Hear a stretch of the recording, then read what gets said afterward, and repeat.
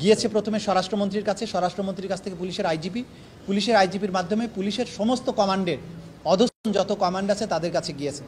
সেখানে বলা হয়েছে প্রাণঘাতী অস্ত্র বালি করে ছাত্রদেরকে হত্যা করার জন্য। সেই নির্দেশের ধারাবাহিকতায় রংপুরে অপরাধটা সংগঠিত হয়েছে।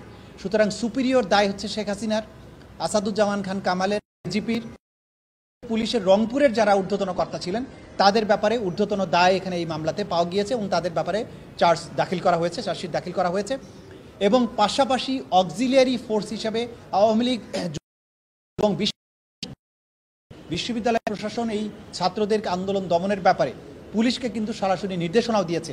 সরকারের পাশাপাশি বিশ্ববিদ্যালয়ের ভিসি সহ বিশ্ববিদ্যালয়ের প্রশাসন, ওই সময়ের প্রশাসন যারা ছিল তারা সরাসরি পুলিশকে উস্কানি দেওয়া নির্দেশ দেওয়ার কাজ করেছে। যেহেতু সুপিরিয়র অবস্থানে থেকে এটা করেছে, সেজন্য সুপিরিয়র রেসপন্সিবিলিটি বিশ্ববিদ্যালয়ের যারা ঊর্ধ্বতন কর্তা ব্যক্তি যারা এই মামলার আসামি তাদেরকেও এই দায়ী করা হয়েছে। তবে মূল দায়টা হচ্ছে সরকারের, শেখ হাসিনা থেকে শুরু করে পরবর্তী পুলিশ অফিসারদের। আমরা একদিনও বেশি সময় নিচ্ছি না, নেবও না।